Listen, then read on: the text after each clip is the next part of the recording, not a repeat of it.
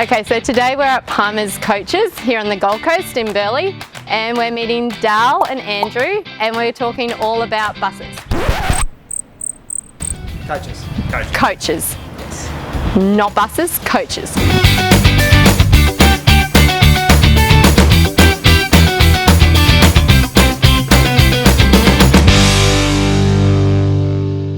So, Palmer's Coaches, where'd the name come from? So it's a family-owned business, Rick and Kim Palmer. They're based out at Miles, which is miles out that way, out by Roma. They established the business in 2012, and they've got a real passion for touring, the outback. So we do a lot of day tours, extended tours, and then obviously we've got our corporate work as well. Well, I've just had a little bit of a sneak peek on the different buses. It's a coach.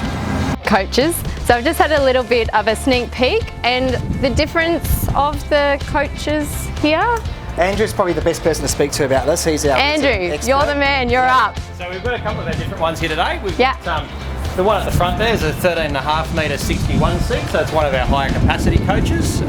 All leather seats, all those sorts of things, all the luxuries that everyone needs to be comfortable. It was a bit fancy. It is a little bit fancy.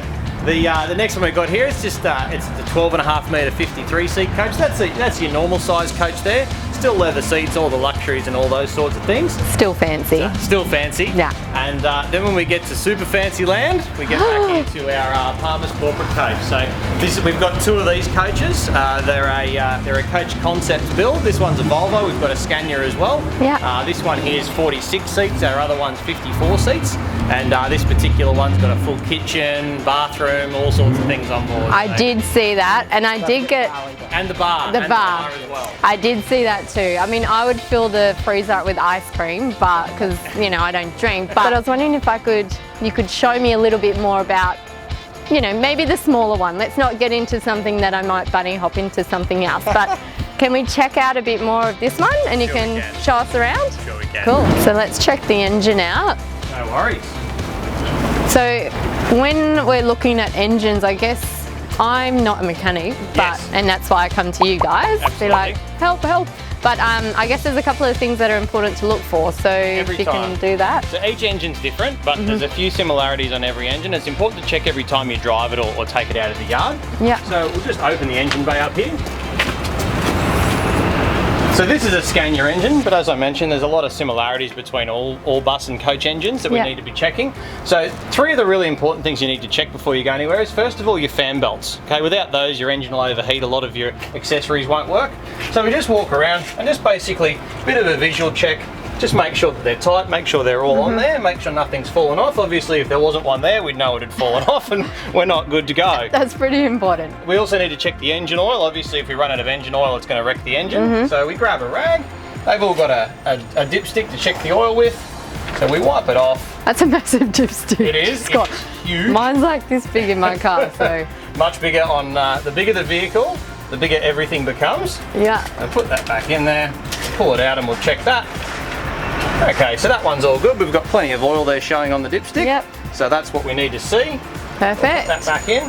Now we also need to check the coolant. Obviously, if we run out of coolant, it's like your radiator in your car, it's going to overheat. Now, a bit of a trick with this one, a lot of the vehicles these days, they'll have a sight glass. This will be clear, so you'll be able to see what's in there.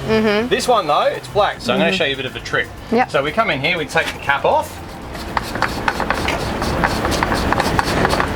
And as the cap comes off, you look in there, it's a bit hard to see where the level is. So if you just want to go and have a look, you'll see what I mean. A bit hard to see where the level is. Yeah, can't see. So what we do, bit of a trick, we've got a zip tie just sitting here, stuck into the side. We dip that in, we pull it back out, and we can see there that the level's fine. We'll put that back away, put the cap back on. We now know that our fan belts are good, our oil's good, and our coolant's good. So we're good to go and start the coach. Okay, so take a seat in there.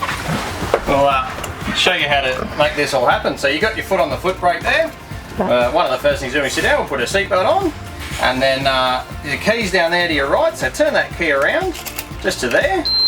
You got to wait 4 seconds, or about 5 seconds. It'll make some clicking noises. I'll tell you when we're good. All right. So now turn the key around. That'll start the engine. Easy. Okay, now a couple other things that you've got there. Your park brake's the lever down there on your right. Don't touch that just yet. Yep. It's an automatic bus. It's a coach. So all we need to do, put your foot on the brake pedal there, which you've done. Yep. Push the D for drive, so push that down nice and hard, and then grab that park brake lever, and what you do, you pull it up and forward. So it comes up and forward you go. Someone forgot their seatbelt. That's what happens when you don't put your seatbelt on. Check. Try that again. Now you can take that park brake off, and we're all safe to drive off down the road. Let's Wonderful. see. Andrew's just moved them up so we can jump in and have a look around the buses It's a coach, Cindy. and see the different types of buses that they have and It's a coach. get a feel for the lengths and just have a look around. Wow, I'm in bus heaven. It's a coach, Cindy. This is pretty schmick. Leather seats. I could see myself driving this bus. It's a coach. Just gonna have a little, oh yeah. Oh, bouncy. So this 2, 4, 6, 8, 10, 12, 14, 16, 20, 20, that's about a 50 seater. So it's about, this looks like to be about a 12 metre, so I'm not sure. I'll have to ask Andrew all the specifics. This is one of the ones they use for their tours, like a corporate tour. So I think if you're booking a corporate dinner, or you wanted to exclusively book it out for a sporting group, then this would be one that you'd definitely book. This is really cool. So not for us? Not the bus for us. I wouldn't want to rip these seats out of the bus. It would just be absolutely heartbreaking to rip something this beautiful apart. We have to definitely have seatbelts though. Let's go check out the next one. I think that one was a Scania. This one's a Scania.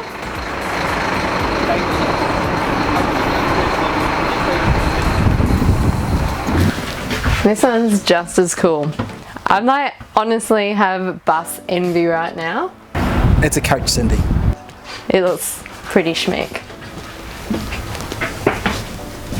There's not real much difference with this one and the other one. Volvo, let's go. Holy mother of buses. It's a coach. This is the bus. It's a coach, Cindy. This thing is seriously freaking awesome. So we're now in their signature series, Palmer's Coaches, and I just can't decide where to look. It all looks really awesome. We've got TVs, we've got beautiful reclining leather seats, but come check this out, come check this out. Not only do we have the toilet, have to have a toilet on a bus. It's a coach, Cindy. Fridge, cupboards, even the Dometic sink. Dometic's such a good brand too. So if you are checking out things for your bus reno or a van reno, Dometic have a great range of products. I found out a fun fact about this bus. It's a coach, Cindy.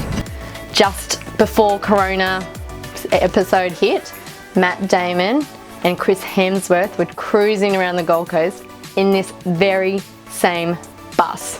It's a coach, Cindy. So I've been having a little bit of a look around. I guess searching through different engines. What the thing I can't get my head around is obviously, you know, a K is important. I guess like having a good engine is important. Some are unregistered. Is there anything I need to look at in particular when looking for a type of bus? There's always a couple of things you want to be looking for. First of all, you want to have a bit of an idea on its maintenance history or its service history. So kilometres, like anything, are important, but a bus or a coach that's been well maintained and has 500,000 kilometres on it might be in better condition than a bus that's got 200,000 kilometres on it and hasn't been maintained properly. So getting an idea on the maintenance record is important.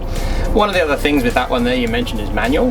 What you have to remember in a bus or a coach is that the gear stick's all the way at the front and the engine and the gearbox is all the way down the back. So you've got all the linkages that hold it together. If it's old and worn out, sometimes it'll be very difficult to drive and find a gear. So one of the things certainly with anything you buy, you want to test drive it and make sure you're comfortable driving it for starters. You're going to want air conditioning in it. It's probably going to be the easy way to put, because to put it in afterwards is going to be quite expensive. Yeah. Your air conditioning in a bus or a coach is all up high. So in this one that we're in here, they're all very similar, even though this is quite new and quite expensive. This one, the theory is the same. The unit goes on the roof. That's actually the unit above our heads just there, and it comes out of the vents here. So even though there might be some areas where you're going to have to cut and move the stuff at the top, it's up high, it's not down low. So air conditioning shouldn't affect it too badly. We want it to be as sustainable as we can. We want to be able to pull from natural resources to be able to charge the bus as well. So if we were going to something like, I see there's quite a few Mercedes around. So are they quite like for this one example, it's got undercarriage. Is this quite a decent, like looking at the engine? They're generally quite reliable. One of the things you have, so is this an automatic or a manual one? So this one is, it just says it's diesel, low top, speed manual. Yeah. So the biggest problem you have with the older Mercedes manual, very difficult gearboxes to drive and often a very heavy clutch pedal. So again, really comes down to driving it yourself and deciding if you're comfortable with it. Yeah. If you're comfortable driving it, it'll probably be fine. Yeah. But again, a lot, especially because, you know, you're potentially doing a lot of kilometres and those sorts of things, if you're not comfortable driving it, it's probably not the right thing to buy. Okay.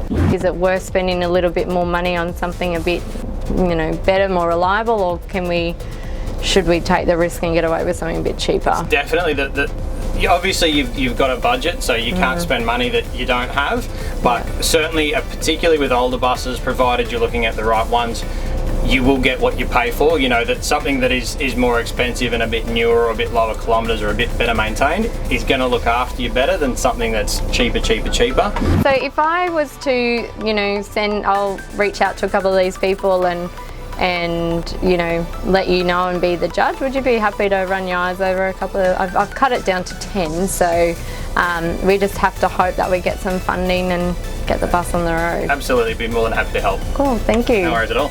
It's been fun here today at Palmer's Coaches. I'd like to thank Dal and Andrew for showing us around their buses. Thanks, guys. Coaches. Oh, coaches? Did it again. I can't believe I did it again. Anyway, it's been awesome. I've gotten a bit of a feel for the coaches. I've had a look at the engines. So Andrew's going to spend some time with me online over the next couple of weeks to help me decide on the right bus, which is perfect for what we need and for the charity and getting the bus on road. If you want to check out Palmer's Coaches here on the Gold Coast, they do go around Queensland and further once the restrictions have lifted. So just check out in our description where you can find them and jump on one of the coaches with the guys. If you like this episode and you'd love to join us on our journey, just subscribe and please just give us a thumbs up.